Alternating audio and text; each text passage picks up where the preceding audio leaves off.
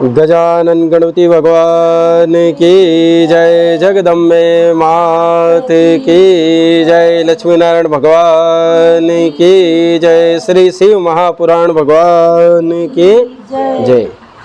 कल हमने अष्टम अध्याय तक श्रवण किया, जिसमें ब्रह्मा और विष्णु जी का युद्ध हुआ और उस युद्ध के परिणाम स्वरूप ब्रह्मा जी ने मिथ्या वचन कहे तो कहीं पे भी उनकी पूजन पाठ नहीं होती, पर यज्ञों का आचार्य उन्हें नियुक्त किया गया।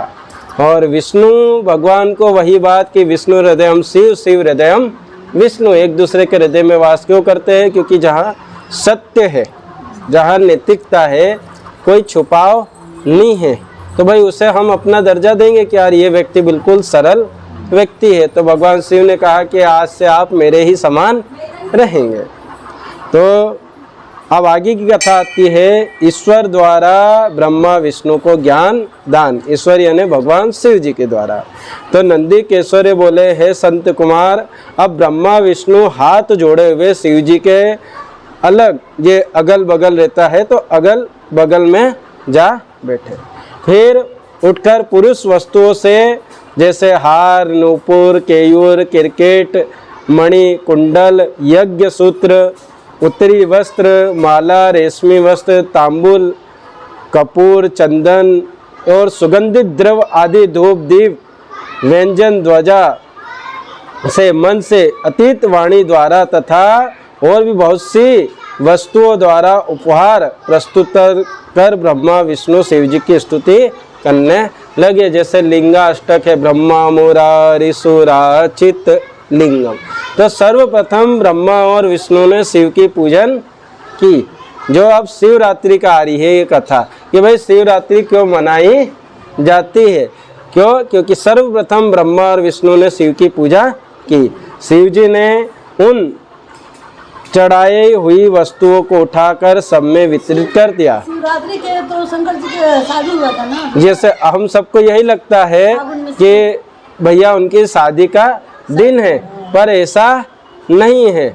जब हमने भी नहीं पढ़ी तो हमको भी यही लगता था, पर जैसे ही बाबा के आशीर्वाद से 2-3 साल पहले पढ़ना प्रारंभ किया, तब लगा कि नहीं, ये शिवरात्रि विवाह का दिन नहीं है, क्योंकि ये भोग की रात्रि हो जाती है। शिवरात्रि जैसे विवाह का माने, पर ये योग की रात्रि है शिवरात्रि, विवाह में तो भोग की रात्रि है ऐसा। तो जो बाबा की पूजन की, जो वस्तुएं चढ़ाई, तो फिर क्या हुआ, उन्हें सभी में वितरित भी कर दी। जैसे आप यहाँ प्रसाद वगैरह चढ़ाते हैं, बाद में आप सभी को वितरित की जाती है। परंपरा की रक्षा की। पुनः ब्रह्मा विष्णु ने पूजित, शिव जी प्रसन्न हो बोले, ब्रह्मा विष्णु ने पूजन की, शिव जी प्रसन्न हुए और बोले, हे वत्स, ऐसे महान दिन में तुम्हारी पूजा से मैं संतुष्ट हूँ, प्रसन्न हूँ। अतएव अब आज से यह दिन शिवरात्रि नाम से प्रसिद्ध एक बड़ा पवित्र दिन होगा। बोलिए शंकर भगवान की जय। तो आज के दिन, शिवरात्रि के दिन, सर्वप्रथम ब्रह्मा विष्णु ने शिव जी की पूजन की। जैसे नवरात्रि में हम माला करते हैं, हवन करते हैं, जप करते हैं और कोई सिद्धि प्राप्त करते हैं, ऐसे ही शिवरात्रि के दिन भी हम ओम नमः शिवाय का जप करें तो वह अनंत पुण्यदायक होता है। ऐसा नहीं कि फरियाल खाने के लिए, जो कि मेरा प्रिय तिथि होगी, लोगों को इस शिवरात्रि शब्द और फरियाल मिलेगा वो ग्रहण, ऐसा नहीं। इस शिवरात्रि के दिन जो मेरे लिंग बेर शिव जी की पूजा करेगा वह सृष्टि विधायक होगा। यदि कोई जितेंद्रिय निराहार रहकर 1 वर्ष निरंतर मेरी पूजा करेगा तो वह बड़ा तपस्वी होगा। 1 वर्ष तक जो साधु महात्मा जैसे सिर्फ फल ही ग्रहण करते हैं, अन्न बिल्कुल ग्रहण नहीं करते, किंतु जो एक दिन शिवरात्रि की मेरी तिथि पर प्रपंच रहित हो मेरी पूजा करेगा, कोई प्रपंच नहीं होना, कोई दिखावा नहीं होना, उसे भी प्रपंच कहा है, वह उसके ही समान, वह उनके ही उसके ही समान होगा। क्योंकि जैसे चंद्र दर्शन से समुद्र उमड़ता है, वैसे ही यह दिन भी मेरी भक्ति को उमाड़ने वाला है। जैसे शिवरात्रि को कितना अच्छा लगता है, ओम नमः शिवाय का जप करो, तीर्थ दर्शन करो, मंदिर में भक्ति एक उमड़ती है। मेरा स्तंभ जो अग्नि रूप में प्रकट हुआ प्रथम बार, जो मेरा पहले प्रकट हुआ लिंग रूप अद्रा नक्षत्र, यदि कोई अघन में अद्रा नक्षत्र में उमा सहित मेरे रूप या मेरे बेर लिंग की दर्शन करे शिवलिंग का, वह मेरे परम प्रिय कार्तिकेय से भी अधिक प्रिय लगता है। इस पुनीत दिन में दर्शन से ही महाफल प्राप्त होता है। सिर्फ दर्शन करने मात्र से, ऐसा नहीं कि बहुत भीड़ है तो हम पूजा ही, जैसे बड़े ज्योतिर्लिंग में या छोटे में, भाई आके आप कम से कम दर्शन तो करो। और पूजन फल तो वाणी से नहीं कहा जा सकता। आप पूजन करेंगे उसका फल तो वाणी से भी नहीं कहा जा सकता। इस समर के स्थान में जहाँ मैं, चलो पीछे जाओ, पीछे से आप इस समर के स्थान में जहाँ लिंग रूप में प्रकट हुआ, इसका यही नाम होगा और यह पूजन के समय छोटा हो जाएगा। यह भक्ति मुक्तिदायक होने के साथ ही दर्शन, स्पर्श और ध्यान से आवागमन से मुक्ति देने वाला होगा। दर्शन करे, स्पर्श करे या फिर सामने आके ओमकार का नाद करे तो सभी मुक्ति प्रदान करने वाला होगा। विश्व में इसका नाम अरुणाचल होगा और यह शरीर छोड़ने वालों को मुक्ति प्रदान प्राप्त होगी। जो इस लिंग में मुझे परमेश्वर लिंगेश्वर की पूजा करेगा उसे सालोक्य, सामीप्य, सारूप्य, सारती और संयुज्य पांचों प्रकार के मुक्ति प्राप्त होगी और सब भी अपने इष्ट को प्राप्त करेंगे। जो अपने इष्ट को मानते हैं उनके दर्शन स्वयं होंगे। जैसे कोई राम को माने, कृष्ण को माने तो उनकी आपके ऊपर कृपा बनेगी। फिर तो ब्रह्मा विष्णु के युद्ध में जितनी सेना मारी गई थी, हाँ मारी गई थी, उन सबको शिवजी ने अमृत बरसाकर जीवन प्रदान किया। भाई उनके युद्ध हुआ तो बहुत सारी सेना भी मारी गई और उन दोनों की परस्पर शत्रुता को भी यह कहकर समाप्त कर दिया कि मेरे सकल और निष्कल दो स्वरूप है, जैसे और किसी का नहीं, जैसे आप है वैसा और कोई का नहीं है, इसलिए कोई और ईश्वर नहीं हो सकता। हमारा एक तो स्तंभ लिंग रूप है और दूसरा निष्कल सगुण ईश्वर रूप है। ये दोनों ही रूप सिद्ध है। बड़ा आश्चर्य है कि तुम लोगों ने अज्ञानवश अपने को ईश्वर मान लिया। उसे ही दूर करने के लिए मैं संग्राम भूमि में आया। अब अभिमान त्याग कर मुझ ईश्वर में भक्ति करो। ब्रह्मा विष्णु को यही बतलाया कि अब आप मेरा ध्यान करें। मेरी ही प्रसन्नता से लोक में सभी पदार्थ प्रकाशित हो रहे हैं। मैं ही पर ब्रह्म हूँ और मेरी ही यह सब कलाएं हैं जो निष्कल रूप में दृष्ट गोचर हो रही है। जो हमको दिख रहा है ये सब कुछ, ये क्या है? शिव का ही अंश है। ब्रह्मा ने गाया फिर, गगन में तो अगन में तो सरिता पेड़ प्रकाश सब में तू ही तू है। मुझ गुरुदेव के ये वाक्य ही सर्वदा तुम्हारे लिए प्रमाण है। तुम्हारी कृति देख कर ही मैंने ऐसा कहा है, मैं सगुण निर्गुण दोनों हूँ। यह सब कुछ मेरा और ब्रह्म ज्ञान देने के लिए ही मैं निष्कल रूप में प्रकट हुआ हूँ। मेरा यह निष्कल लत्व स्तंभ भी ब्रह्मा का बोध कराएगा, जिससे मेरा आत्मिक संबंध है। लिंग के अभेद से यह नित्य ही पूजनीय है। जो मेरे इस लिंग रूप की स्थापना करता है वह मैं अप्रतिष्ठित भी प्रतिष्ठित रूप में रहता हूँ। जैसे हमने शिव जी नर्मदेश्वर जी की स्थापना कराई, क्या कहा है? प्रतिष्ठा।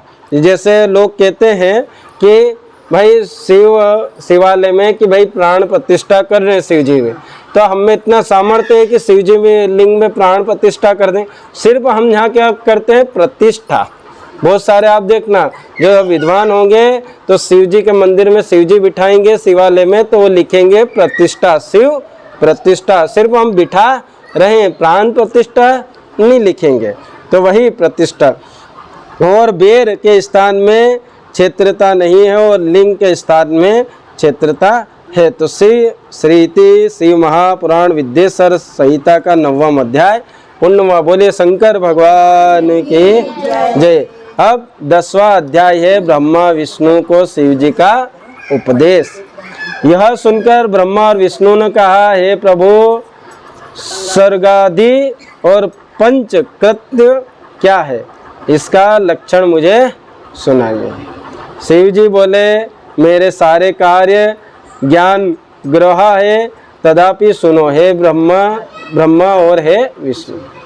सृष्टि, स्थिति, संहार, तिरोभाव, अनुग्रह, ये मेरे 5 कृत्य और जगत में नित्य स्थित है। इनमें संसार के आरंभ का नाम सर्ग, उसके रखने का नाम स्थिति, नष्ट का संहार और अदल बदल उत्क्रम तिरोभाव और संसार का सर्ग, ये मुक्त होने का नाम अनुग्रह है। मतलब वही है, स्थिति ने सब इनके बतला दिए हैं जो अर्थ। मेरी ही पंचकृत्य है, यही मेरा पंचकृत्य। इन्हीं कर्मों के द्वारा मैं संसार का संचालन करता हूँ और इनमें जो सर्वदा मुझ में स्थिर रहता वही मुक्त है। इन 5 कृत्य को चलाने के लिए मेरे 5 मुख है। भगवान शंकर के कितने मुख है? 5 मुख। हम शिव जी के इसमें कोई बोले कि भैया उधर से पूजा कर लो, बोले हम तो पीछे बिठा दिया, ये लोग तो आगे से कर रहे, ऐसा नहीं है। 5 मुख है, जिधर आप पूजा करो उधर उनका मुख है। चारों दिशाओं में 4 और चारों मुखों के मध्य में 5वां मुख है। मतलब इस प्रकार मुख है, तो आप कह नहीं सकते हो कि किधर उनका मुख है। जिसे विद्वान जानते हैं, हे वत्सो, तुम दोनों अपनी तपस्या से सृष्टि और स्थिति, इन 2 कृत्यों को प्राप्त करो। किया है। ऐसे ही रुद्र और महेश ने भी संहारण और तिरोभाव, ये दोनों कृत्य प्राप्त किए, परंतु अनुग्रह नाम वाला 5वां कृत्य कोई भी ना पा सका और अति प्राचीन होने से तुम दोनों अपने उस कर्म को भूल गए हो, परंतु रुद्र और महेश नहीं भूले। तब तुम्हारे भूलने से सृष्टि की स्थिति के लिए रूप, यश, कृत्य, वाहन तथा आयुधादिक सबको मुझे अपने योग्य संहार करना पड़ा, क्योंकि तुम में मूर्ता आ गई और महेश ने दान और रूप दोनों का संरक्षण किया। अब यदि तुम चाहते हो तो मेरे ओमकार मंत्र अब से जपो। भैया सबसे महामंत्र आप प्रथम शिव महापुराण हुए, आप अंतिम तक सिर्फ ओम नमः शिवाय ओमकार का ही नाम सुनेंगे, जिससे जब से तुम्हें मान ना उत्पन्न हो, क्योंकि मेरे मुख से निकला हुआ उत्पन्न ओमकार मंत्रोपदेश ये बोधक है। भगवान शंकर के मुख से ओमकार का निकला है उच्चारण, यही मेरा वाचक और वाच्य हूँ, वही वाचक और मैं ही वाच्य हूँ। यह मंत्र मेरी आत्मा है। शंकर जी की आत्मा क्या है? ओमकार, और इसका स्मरण करना ही मेरा स्मरण। आप शंकर को याद करना चाह रहे हैं तो ओम नमः शिवाय ओमकार मंत्र का जाप करें। नंदीकेश्वरी कहते हैं कि उमा सहित शिव जी ने उत्तर की ओर मुख करके ब्रह्मा और विष्णु को इसी मंत्र का उपदेश कर गुरु मंत्र दिया। उत्तर मतलब कैसा कि जो जलाधारी पानी बह रहा है तो हम उधर से पूजा करते हैं, तो वह हो जाता है उत्तर मुखी। उस उत्तर मुखी बैठकर ब्रह्मा और विष्णु ने पूजन की थी। तो जो विद्वान ब्राह्मण है, देखना आप पैर भी पड़ेंगे तो उत्तर मुख से पूजा भी करेंगे, तो उत्तर कल से झगड़ने मत लग जाना कि हम भी इधर से पूजन करें। हाँ, तो उत्तर मुख का मतलब जगह नहीं रहे तो फिर उत्तर मुख से करना। हाँ ऐसा इधर ही खड़े रहते हैं। नहीं, मैं तो भैया अब पीछे से ही उत्तर क्या पूर्व दिशा वो जैसे पीछे तो नहीं, पर पार्वती जी के उधर बैठ के, क्योंकि सब इधर बैठे तो ऐसा तो है नहीं कि बाबा अपनी सेवा स्वीकार नहीं करेंगे, वो तो वो देख ही लेते हैं। भाव निर्मल मन मोहे पावा, मोहे कपट छल क्यों न भावा। आपके मन में छल कपट है तो उत्तर बैठ जाओ, किधर भी बैठ जाओ, वो गोदी में बैठ जाओ तो भगा देंगे वो है। और आपका मन अच्छा है तो वो गोदी में भी बिठा लेंगे, ऐसा वही। तो भगवान शंकर जी के आप बताओ तब से ब्रह्मा और विष्णु उनके आत्मा रूप को हो गए और उन्होंने अपने को शिव जी को समर्पण कर दिया। ब्रह्मा विष्णु ने स्वयं ने शिव जी को समर्पण कर दिया। तब ब्रह्मा और विष्णु ने देवादिदेव महादेव जी से हाथ जोड़कर कहा, हे सर्वेश, आपको नमस्कार, आपको प्रणाम। मैं संसार के रचयिता, हे पांच मुख देने वाले, आपको प्रणाम। जब इस प्रकार स्तुति कर दोनों ने सकल निष्कल गुरुदेव शिव जी को नमस्कार किया, तब महादेव ईश्वर बोले, हे पुत्रों, मैंने तुमसे सभी तत्वों का वर्णन कर यह मंत्र भी बता दिया कि जिसका जप कर मेरे स्वरूप को प्रत्यक्ष जान सकते हो। आपको ओम नमः शिवाय मंत्र का जाप करना चाहिए। मेरा बतलाया हुआ यह मंत्र भाग्य विधाता और सब प्रकार से ज्ञान को देने वाला है। जो इसे माघ शीर्ष की अद्रा वाली चतुर्थी में जपता है और यदि अद्रा सूर्य गति की होती है वो तो इस मंत्र का जाप करोड़ों गुना हो जाता। इसमें प्रातः संध्या समय मेरा दर्शन भी उक्त फल देता है। सुबह भी भगवान शंकर का दर्शन करें और शाम को भी करें। मेरे लिंग स्तंभ और बेर मूर्ति इन्हीं दोनों का पूजन करना उत्तम है। ओमकार मंत्र से लिंग का और पंचाक्षर मंत्र शिवाय नमः मंत्र से बेर का मूर्ति का पूजन करना योग्य है। ऐसा करने से मेरा पद सुलभ हो जाता है। ब्रह्मा और विष्णु को ऐसी शिक्षा देकर शिव जी वहीं अंतर्ध्यान हो गए। बोलिए शंकर भगवान की। 10वां अध्याय जहाँ पूर्ण हुआ। फिर शिवलिंग स्थापना। ये क्या इधर आएंगे कि वहीं बजाएंगे? तो फिर अपना आज इतनी हो गई, फिर मतलब अभी तो 10 मिनट है, अभी 10 हो जाएगा। तो शिवलिंग स्थापना हम श्रवण करें। यह सुनकर ऋषियों ने पूछा, सूत जी कैसे लिंग की स्थापना करनी चाहिए और उसके क्या लक्षण हैं? जिस देश अथवा काल में तथा जिस प्रकार उसका अर्चन करना योग्य है कृपा करके मुझे बतलाइए। जैसे कहीं हम बाहर गए तो वहाँ कैसे पूजन पाठ करें? सूत जी बोले, हे ऋषियों, गंगा दिक पवित्र नदियों के तट पर अथवा जैसी इच्छा हो वैसे लिंग की प्रतिष्ठा करे। तो हमारे यहाँ कोई लंबा कोई छोटा, बिल्कुल वैसा जैसा आपका मन हो वैसा आप करें, जो मिल जाए, किंतु पूजन नित्य होता रहे। पृथ्वी संबंधित द्रव्य जलमय अथवा तेजस अथवा धातु आदि से बना हुआ जैसी रुचि हो वैसे लिंग का आरोपण करे। पृथ्वी से जैसे हम उसका बनाते हैं पत्थर का लिंग, है ना। अधिकतर चर मूर्ति बनानी हो तो छोटी बनाए, चर यानी एक स्थान से जो घर पे अपन पूजा लिंग की करते हैं। अचल बनानी हो तो बड़ी बनाए, जैसा अपन ने मूर्ति मंदिर शिवालय में रखी है। शिव जी के लक्षणों से संयुक्त सिंहासन पर मूर्ति को पधरावे। मिट्टी, पत्थर और लोहा आदि के साँचे से इन्हीं धातुओं का 12 अंगुल का लिंग उत्तम होता है। जैसे है 12 अंगुल वाला भी आप बना सकते हैं, जितना आप बड़ा बनाए जैसा आप।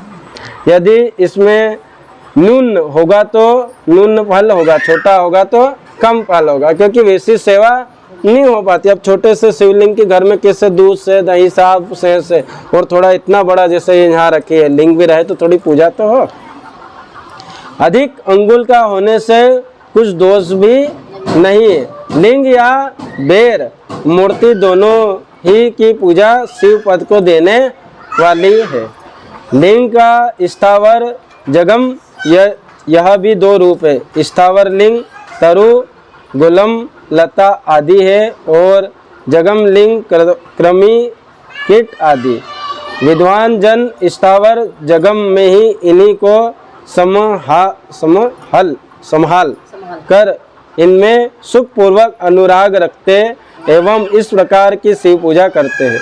तथा कोई भक्त शिव जी की गोद में श्री उमा पार्वती को बैठाकर उन भगवान की पूजा करते हैं। जैसे अपन मूर्ति भी लाते हैं शिव पार्वती जी के साथ साथ वाली, और कोई लिंग में भी वैसे बना, और इस प्रकार के महालिंग की स्थापना कर उनको अनेक प्रकार से पूजते हैं।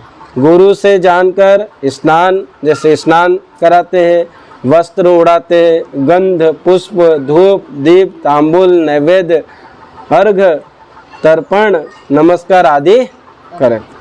इससे शिव पद की प्राप्ति होती है।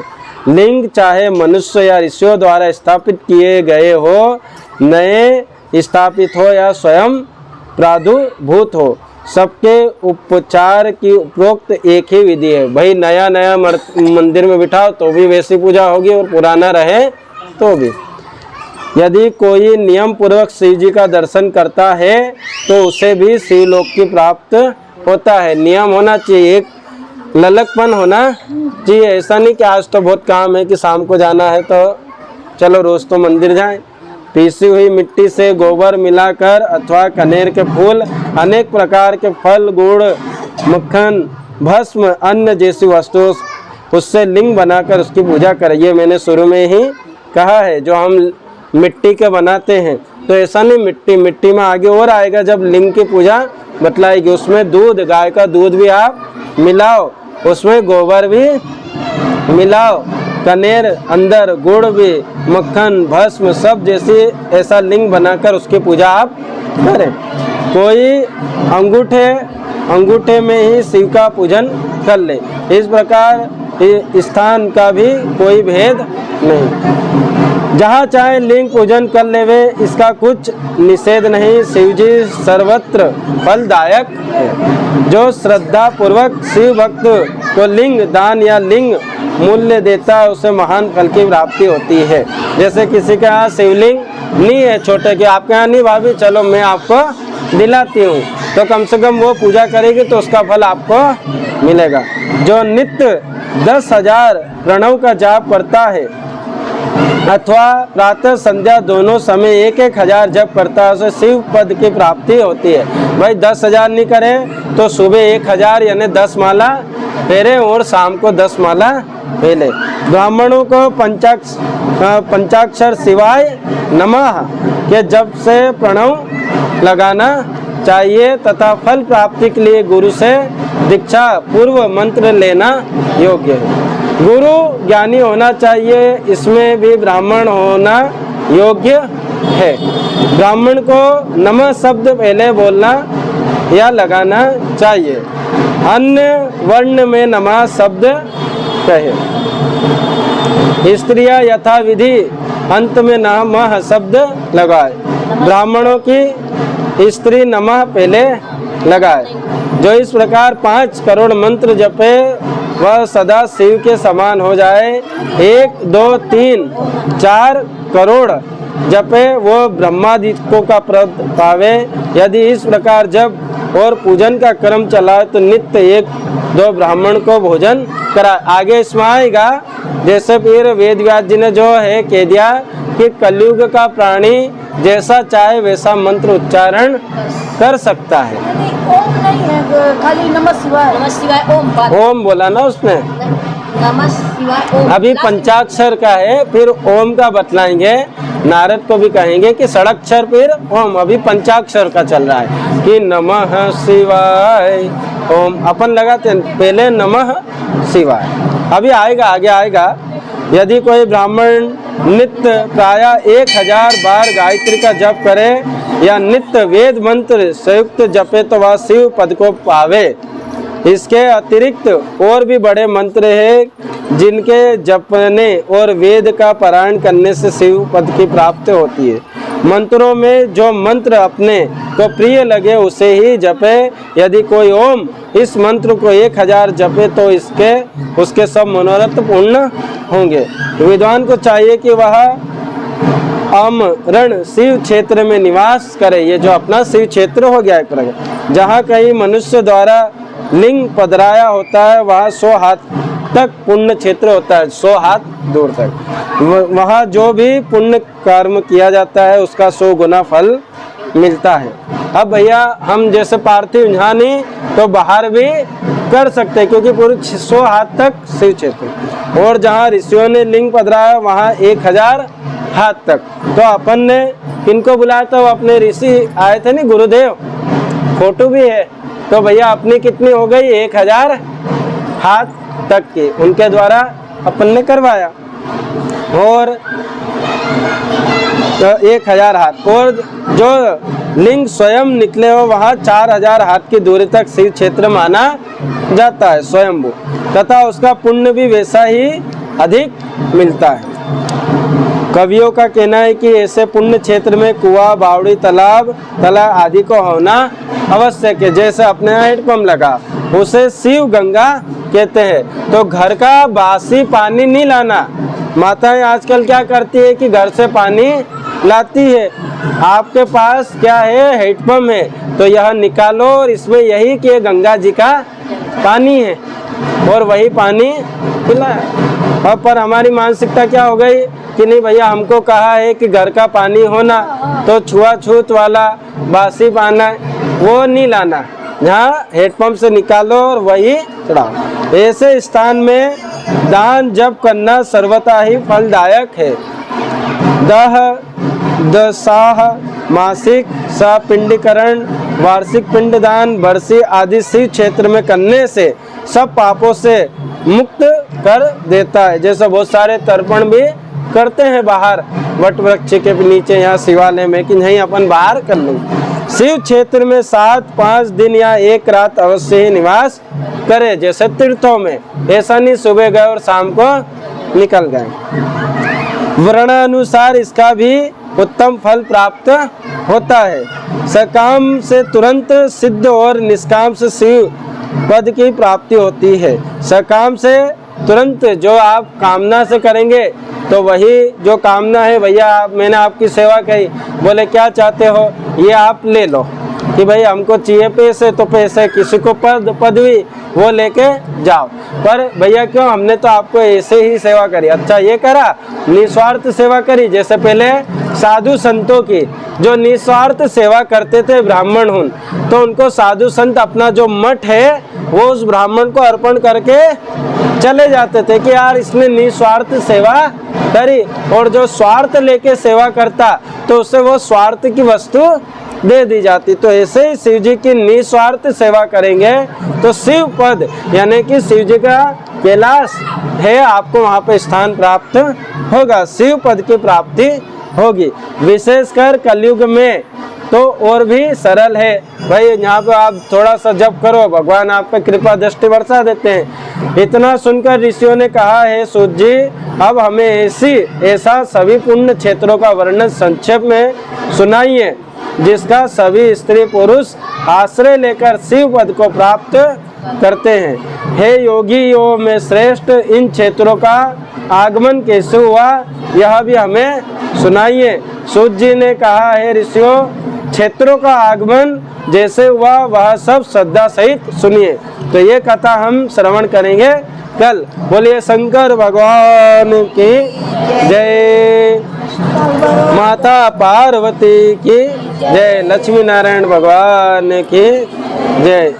अच्युतम केशवम श्री राम नारायणम कृष्ण दामोदरम वासुदेवम भजो श्रीधरम माधवम गोपिका वल्लभम श्री जानकी नायकम श्री रामचंद्र वम भजे। हरे राम राम राम हरे हरे कृष्णा कृष्णा कृष्णा।